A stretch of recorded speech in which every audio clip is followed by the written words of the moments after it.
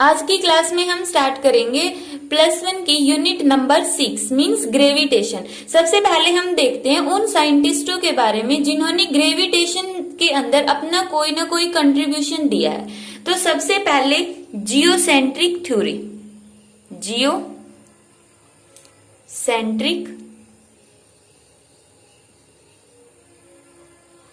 Theory.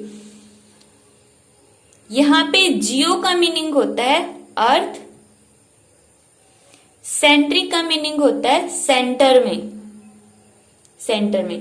तो जो geocentric theory है वो दी थी पटोलमी नाम के एक साइंटिस्ट ने। पटोलमी यह एक ग्रीक का एस्ट्रोनॉमर था। तो इस ग्रीक के एस्ट्रोनॉमर मींस पटोलमी ने सबसे पहले जियोसेंट्रिक थ्योरी दी थी। इसने क्या बताया था कि जो अर्थ होती है वो सेंटर में होती है, मींस इस तरह से अर्थ यहाँ पे क्या होगी, सेंटर में होगी और इसके अराउंड में सभी प्लेनेट्स रिवॉल्व कर रहे होंगे इंक्लूडिंग सन प्लस 7 प्लेनेट्स।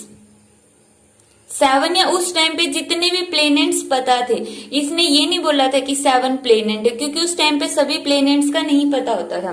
तो उस टाइम पे उसने क्या कहा थी, सन और प्लेनेट जितने भी है वो सन अर्थ के अराउंड में रिवॉल्व करते हैं और उनका पाथ कैसा होता है, सर्कुलर पाथ होता है।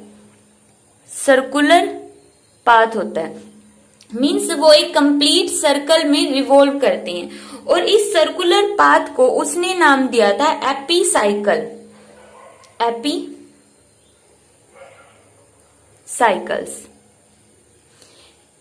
ठीक है। और ग्रीक वर्ड के अंदर जो ये ग्रीक का एस्ट्रोनॉमर था, तो इसने जो प्लेनेट वर्ड यूज नहीं किया था, इसने यूज किया था इसके लिए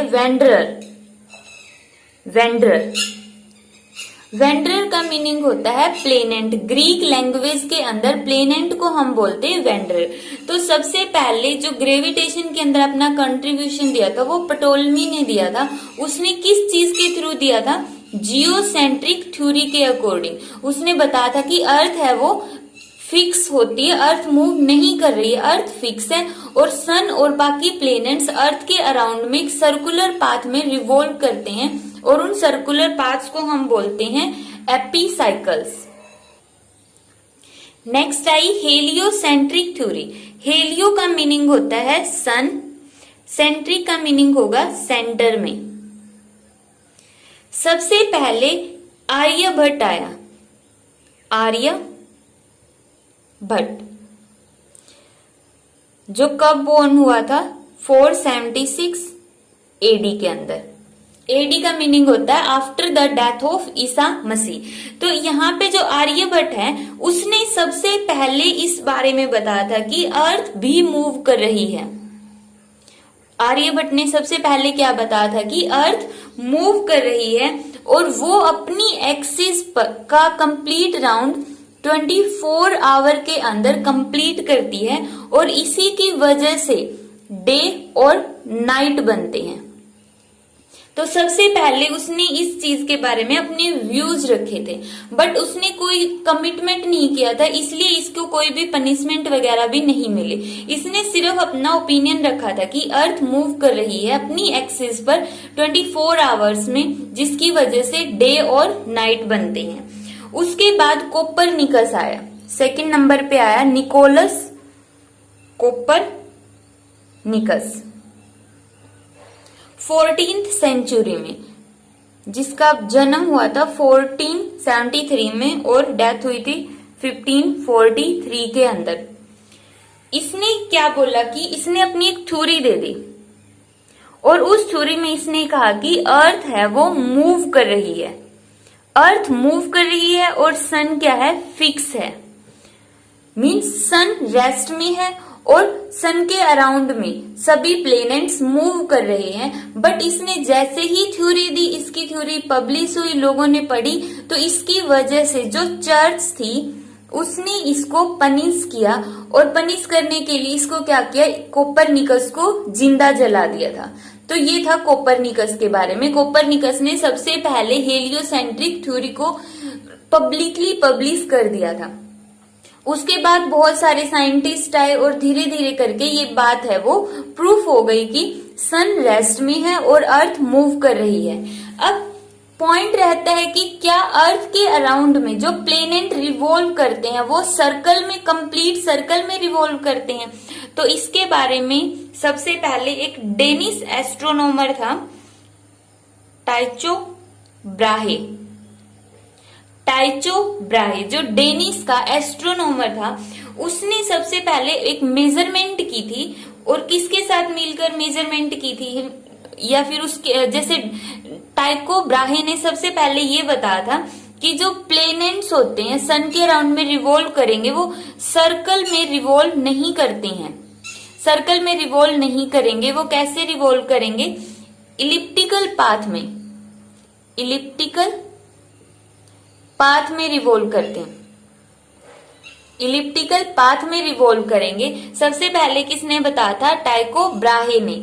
उसके बाद केपलर आया था और केपलर ने ये बताया था कि किस तरह से अपने, उसने 3 ला दिए थे केपलर ने, और तीनों ला के थ्रू उसने बताया था कि प्लेनेट्स की रिवॉल्व कैसे करते हैं, कितने टाइम पीरियड में करेंगे और उसकी वजह से क्या क्या चेंजेस आएंगे। तो ये थी इसकी कंप्लीट इंट्रोडक्शन। सबसे पहले आई थी जियोसेंट्रिक थ्योरी, फिर हेलियोसेंट्रिक थ्योरी। हेलियोसेंट्रिक थ्योरी में सबसे पहले बताया था आर्यभट्ट ने, फिर बताया कोपरनिकस ने, और टाइको ब्राहे ने क्या बताया था कि वो जो पाथ होते हैं वो सर्कल नहीं इलिप्टिकल होते हैं। उसके बाद फिर केपलर ने इसको प्रूव करके दिखाया था कि इसके जो पाथ होते हैं वो इलिप्टिकल होते हैं। तो केपलर ने अपने 3 लॉ दिए और 3 लॉ में से सबसे फर्स्ट लॉ है, according to this law all the planets moves in elliptical orbit with sun situated at one of its foci. Means इस लॉ के अकॉर्डिंग क्या होता है कि जितने भी प्लैनेट्स है वो इलिप्टिकल ऑर्बिट में रिवॉल्व करते हैं, एक इलिप्स की फॉर्म में रिवॉल्व कर रहे होते हैं विद सन। सन कहां पर होगा, सिचुएटेड, कहां पर सिचुएट करेगा, at one of its foci, अपनी किसी एक फोसी के ऊपर। जैसे इन्होंने ये वाली एक्सिस जो छोटी वाली है इसको इन्होंने लिया माइनर एक्सिस, मान लिया जो इसकी लेंथ है वो आर है, तो यहां पे आर क्या होगी, radius of semi minor axis. Minor mean छोटी और सेमी का मतलब वैसे तो कंप्लीट ये होगी, सेमी का मतलब हमने हाफ लिया है, और ये वाली एक्सिस हमने इसको माना है ए, तो ए क्या होगी यहां पर, radius of semi major axis. O इसका ओरिजिन होगा और सन है वो यहां पर इसकी फोकस के ऊपर प्रेजेंट है, यहां पर हो गया सन। अब प्लेनेट जब इस सन के राउंड में रिवॉल्व करेगा, मींस ऐसे इस पाथ के अंदर रिवॉल्व करेगा, तो या तो उसकी पोजीशन अगर हम इस एक्सिस पर देखें यहां पर होगी, या फिर उसकी पोजीशन यहां पर होगी। मान लिया ये है ए और ये है बी। अब इसके अंदर हम क्या बोलेंगे कि जो डिस्टेंस है क्लोजेस्ट अप्रोच की, कि प्लेनेट जब रिवॉल्व करते हुए सन के बिल्कुल क्लोज आ जाएगा, जैसे यहां पर आ गया ए के नजदीक, अगर सन के बिल्कुल नजदीक आ गया तो उस टाइम पे हम इस डिस्टेंस को एएस को हम क्या बोलेंगे, पेरीहीलियन। एएस को हम बोलेंगे पेरीहीलियन या फिर पेरीगी। एएस पेरीहीलियन, और पेरीहीलियन क्या होता है, the distance of closest, the distance of closest approach, the distance of closest approach of the planet with the sun. जब वो सन के बिल्कुल क्लोज होता है उस डिस्टेंस को हम बोलते हैं पेरीहीलियन। और पेरीहीलियन क्या होती है, स्मॉलेस्ट डिस्टेंस होती है, स्मॉलेस्ट डिस्टेंस। जब प्लेनेट सन से बिल्कुल कम दूरी पर होता है तो उस कम दूरी को हम क्या बोलते हैं, पेरीहीलियन बोलते हैं। अब प्लेनेंट अगर यहां पर होगा तो उसकी डिस्टेंस क्या होगी, बिल्कुल लार्जर होगी, इससे ज्यादा लार्ज डिस्टेंस तो हो नहीं सकती। तो उस टाइम पे हम BS को बोलेंगे एपीहीलियन। एपीहीलियन, एपीहीलियन, एपीहीलियन का मतलब होता है ग्रेटेस्ट डिस्टेंस, ग्रेटेस्ट डिस्टेंस। तो यहां पे BS क्या हो गया, एपीहीलियन, और एपीहीलियन का मतलब greatest distance of planet from the sun. Planet की सन से जो डिस्टेंस होती है वो ग्रेटेस्ट डिस्टेंस को हम क्या बोलेंगे, एपीहीलियन बोलेंगे। अब हम इनकी वैल्यू अगर निकालने लग जाएं तो वैल्यू कैसे निकालेंगे, जैसे AS की निकालनी, सबसे पहले AS की वैल्यू को हम कैसे लिख सकते हैं, यहाँ पे इस पूरी की वैल्यू हमें पता है, यहां से यहां तक A है तो यहां से यहां तक भी कितनी होती है A। तो A में से अगर हम A में से मीन्स OA में से अगर OS सब्ट्रैक्ट कर दें तो ये क्या आ जाएगी, AS की वैल्यू आ जाएगी। AS की वैल्यू कैसे निकलेगी, इस पूरी में से ये सब्ट्रैक्ट कर दो तो क्या आ गई, ये OA की वैल्यू कितनी होती है A, और ओरिजिन से फोकस की डिस्टेंस हम लिखते हैं EA। ये जो मैथ्स की वीडियो अपलोड होगी जो हमने पढ़ा था, जैसे कि बेसिक मैथ्स फॉर फिजिक्स, जिसका एक पार्ट हम पढ़ चुके हैं, तो उसके अंदर बताएंगे कि ये वाली डिस्टेंस EA क्या होती है और एसेंट्रिसिटी क्या होती है। E को हम यहाँ पे बोलते हैं, E को बोलेंगे एसेंट्रिसिटी, एसेंट्रिसिटी, E यहाँ पर एसेंट्रिसिटी होगा। तो इसकी ओरिजिन से जो सन की डिस्टेंस है या फिर इलिप्स के अंदर ओरिजिन से जो फोकस की डिस्टेंस होती है वो EA होती है। यहां से अगर हम A कॉमन लेंगे तो अंदर क्या आएगा, 1 माइनस E। तो ये आ गई पेरीहीलियन की वैल्यू। इसी तरह हम किसकी वैल्यू निकालेंगे, एपीहीलियन की। एपीहीलियन क्या है यहाँ पर, SB, SB को हम कैसे निकाल लेंगे, OB के अंदर अगर OS ऐड कर दे तो OB के अंदर OS ऐड कर दे। OB की वैल्यू कितनी है A और OS की वैल्यू कितनी है EA। यहां से क्या कॉमन आ रहा है A, तो अंदर कितना बच गया 1 प्लस E। A क्या है, A है radius of semi major axis और E क्या है, यहाँ पर एसेंट्रिसिटी है, इस इलिप्स की एसेंट्रिसिटी है। तो ये था Kepler's first law. Kepler first law को हम लॉ ऑफ ऑर्बिट भी बोलते हैं, लॉ ऑफ ऑर्बिट। ये पॉइंट भी याद रखना है कि या तो बोलेंगे केपलर्स फर्स्ट लॉ या फिर केपलर्स लॉ ऑफ ऑर्बिट, क्योंकि उसमें क्या बताया गया था कि जो प्लेनेट होते हैं वो सन के अराउंड में इलिप्टिकल ऑर्बिट में मूव करते हैं। नेक्स्ट है Kepler's second law. Second law के अंदर इसने क्या बताया था, the line joining the sun and a planet. जैसे ये हो गया सन और अगर प्लेनेट यहां पर है इस टाइम पे, तो जो लाइन इनको ज्वाइन करेगी, ये वाली लाइन इस प्लेनेट को ज्वाइन कर रही, कोई जरूरी नहीं यहाँ पे कंसीडर करना, तुम यहाँ पे कंसीडर कर लो कि प्लेनेट यहां पर है ए पोजीशन पर, तो उस टाइम पे जो लाइन सन को और प्लेनेट को ज्वाइन करेगी, तो the line joining the sun and the planets sweeps out. Sweeps out का मतलब कवर करना, equal area in equal interval of time. अगर हम उसको सेम टाइम के लिए छोड़ते हो तो वो सेम टाइम में हमेशा सेम एरिया ही कवर करेगा, चाहे वो ज्यादा दूर हो। मीन्स अगर इस टाइम पे हम उसको टी टाइम के लिए छोड़ देते हैं तो यहां पर वो मान लेते इतना एरिया कवर करता है, इतनी देर में वो यहां पर पहुंच गया, टी टाइम के अंदर वो यहां पर पहुंच गया और उसने कितना एरिया कवर किया, इतना।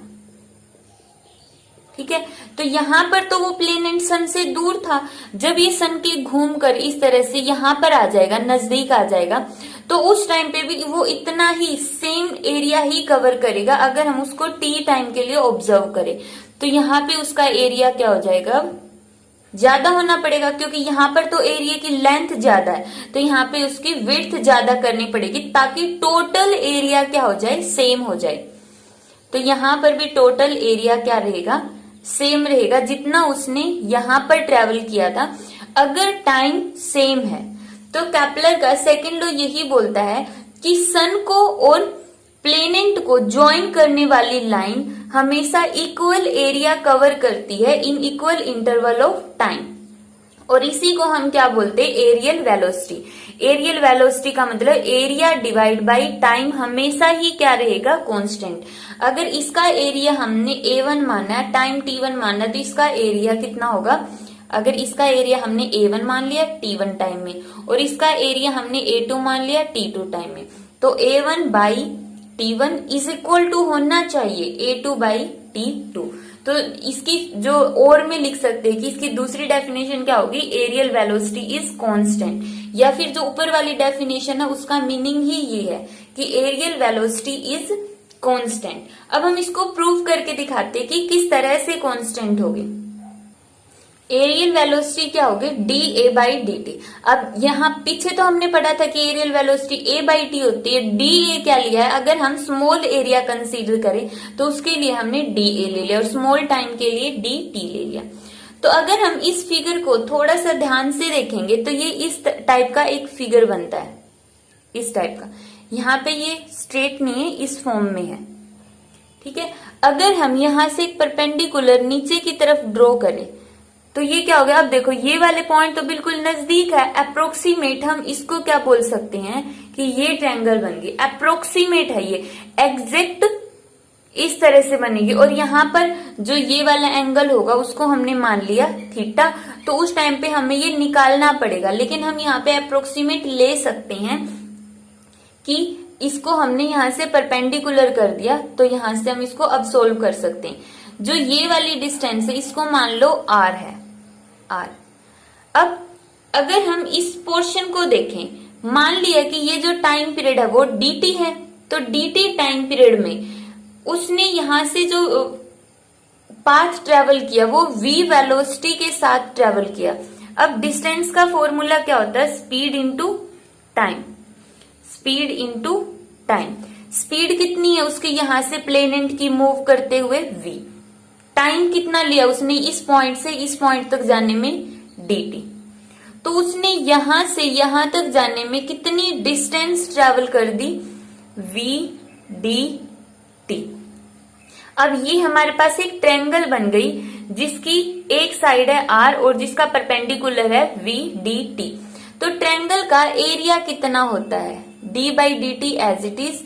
एरिया किसका लेंगे, ट्रायंगल का, और ट्रायंगल के एरिया का फॉर्मूला क्या होता है, 1/2 base into height, base into height.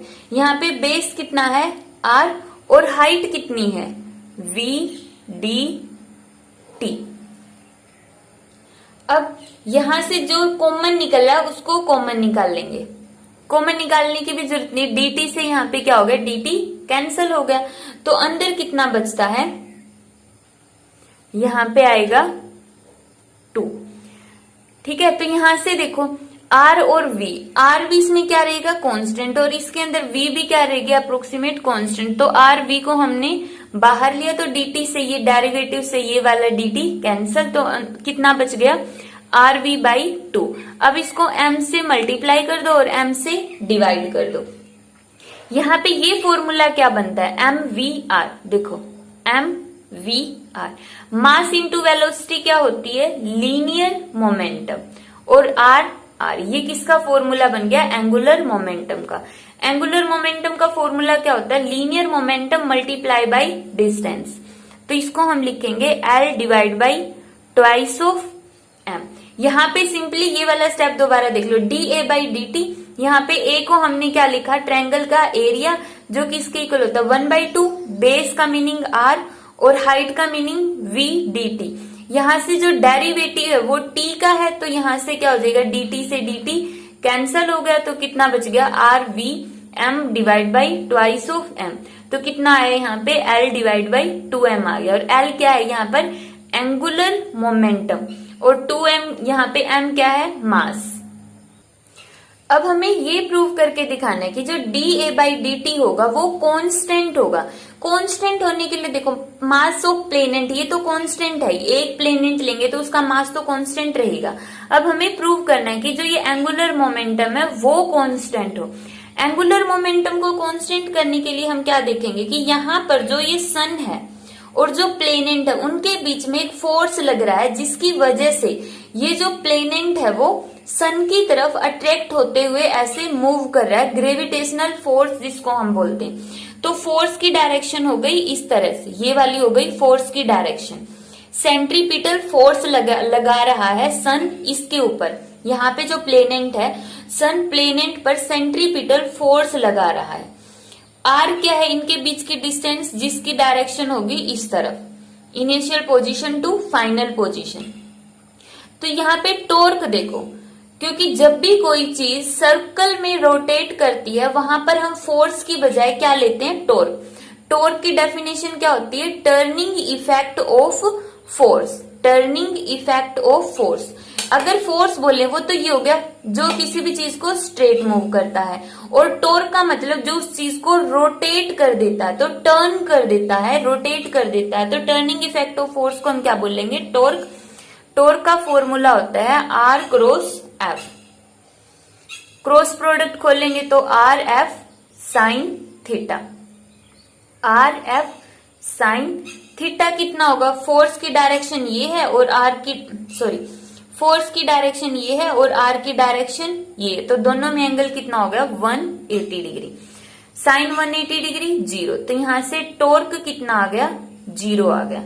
और टॉर्क में और एंगुलर मोमेंटम में क्या रिलेशन होता है, torque is equal to d l by D T.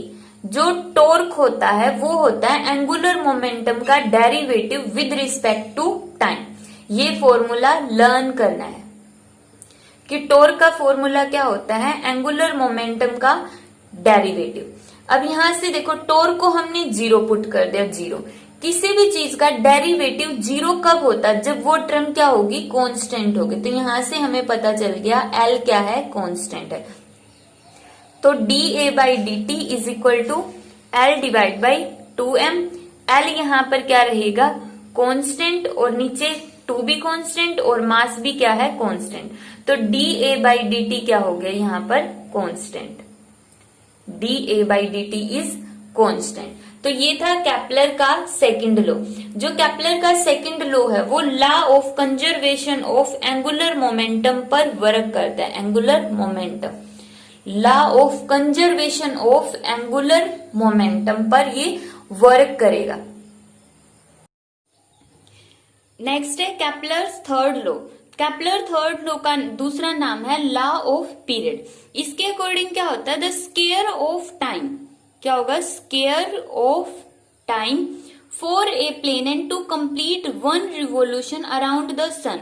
सन के अराउंड में, जैसे हम मान लेते हैं सन है, तो इसके अराउंड में अपना एक रिवोल्यूशन कंप्लीट करने में उसको जितना टाइम लगता है उस टाइम का square directly proportional to cube of semi major axis. इस सेमी मेजर एक्सिस को हमने मान लिया कितनी है, आर है। जैसे हमने लास्ट में कितनी मानी थी, ए मानी थी। तो यहाँ पे ए की क्यूब भी ले सकते हैं, बट यहाँ पे बुक में आर दिया तो तुम्हें कंफ्यूजन हो, इसलिए हम इसको आर ही मान लेते हैं कि आर क्या है, सेमी मेजर एक्सिस की लेंथ है। तो वो क्या होगा, प्रोपोर्शनल टू क्यूब। क्यूब का मतलब power 3 of semi major axis. Semi major axis means r. तो ये हो गया law of period, t square directly proportional to r cube. अब हम इसका प्रूफ देखते हैं कि प्रूफ क्या है इसका।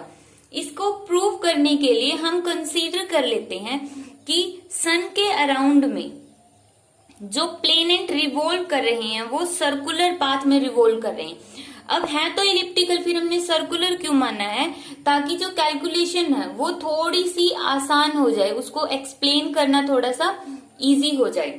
तो इसके लिए हमने माना है सर्कुलर है। अब ये अगर हम सन कंसीडर कर रहे हैं, ये क्या है, सन है, और यहाँ पे प्लेनेट रिवॉल्व कर रहे हैं। मान लिया ये प्लेनेट हमने लिया है। अब देखो इस प्लेनेट को सन अपनी तरफ अट्रैक्ट करेगा ग्रेविटेशनल फोर्स की वजह से, और यही ग्रेविटेशनल फोर्स इस प्लेनेट को सेंट्रीपिटल फोर्स प्रोवाइड करवाएगा ताकि ये प्लेनेट रोटेट करता रहे।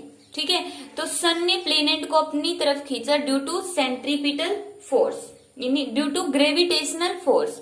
तो यहाँ पे सन ने प्लेनेट पर कौन सा फोर्स लगाया? Gravitational force. और इस ग्रेविटेशनल फोर्स ने प्लेनेट को क्या प्रोवाइड करवाई? सेंट्रीपिटल फोर्स, ताकि वो प्लेनेट मूव कर जाए, उसको वेलोसिटी प्रोवाइड करवा दी। तो ग्रेविटेशनल फोर्स किसके इक्वल हो गया? Centripetal force.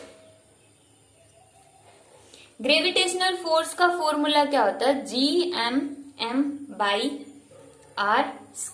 वैसे तो ये हम फर्स्ट यूनिट में भी पढ़ चुके हैं फॉर्मूला, वरना तो इसके नेक्स्ट लेक्चर में आएगा कि ग्रेविटेशनल फोर्स होता क्या है और ये फॉर्मूला कैसे आया। सेंट्रीपिटल फोर्स कितना होगा? mv²/r। यहां से m कैंसिल। यहाँ पे जो कैपिटल M है, इस केस में हमने कैपिटल M क्या लिया है? यहाँ पर M से M कैंसिल, R से R कैंसिल। तो यहाँ पे v² का फॉर्मूला क्या आ गया? Gm/r। इसको मानेंगे इक्वेशन फर्स्ट। अब हम देखेंगे कि जो वेलोसिटी है प्लेनेट की, v क्या है? Velocity of planet. वेलोसिटी का फॉर्मूला क्या होता है? Distance by time. अब डिस्टेंस कितनी है? पूरी की पूरी सरकमफ्रेंस कितनी होगी सर्कल की? 2πr डिवाइड बाय टाइम हमने कितना माना है? t। तो ये आ गया v। अगर v का स्क्वायर करेंगे तो पूरे का स्क्वायर। तो इस v² की वैल्यू को हम यहां पर प्लेस कर देंगे by putting value of equation 2 in equation first. तो जब हम यहां पर पुट करेंगे तो कितना आएगा? 4π² डिवाइड बाई t²। तो यहां पे हम लेके जाएंगे r को उस साइड ले जाओ, r³ या फिर सिंपली क्रॉस प्रोडक्ट कर दो पहले। तो कितना आएगा क्रॉस प्रोडक्ट करने के बाद? Gmt² is equal to 4π²r³। अब gm को इस साइड ले जाओ। जब gm को हम लेफ्ट हैंड साइड से राइट हैंड साइड में लेकर जाएंगे तो किस में आ जाएगा? डिवाइड में। r³ यहाँ पे एज इट इज। अब ये जो टर्म है वो क्या है? कांस्टेंट है। 4 भी कांस्टेंट है, पाई भी कांस्टेंट है, g भी कांस्टेंट है और मास भी कांस्टेंट है। तो यहाँ पर कांस्टेंट को हमने मान लिया k। तो यहाँ पे क्या आ गया? t² is equal to k r³, जिसको हम लिखेंगे t² directly proportional to r³। ये वाला फॉर्मूला ये आ गया। अब यहाँ पे जो ये k है, k की वैल्यू कितनी होगी? 2.97 इंटू 10⁻⁻⁹। 2.97 इंटू 10⁻⁻⁹ सेकेंड स्क्वायर पर मीटर क्यूब। ये आ गई यहां से k की वैल्यू। तो यहां से हमने प्रूव कर दिया कि लॉ ऑफ पीरियड क्या होता है? t² directly proportional to r³। तो ये थे कैप्लर्स के third law, 3 law, first, second और थर्ड लॉ। अब नेक्स्ट वीडियो में इसके न्यूमेरिकल देखेंगे कि कैप्लर के तीनों लॉज का यूज करके हम न्यूमेरिकल कैसे सोल्व करते हैं।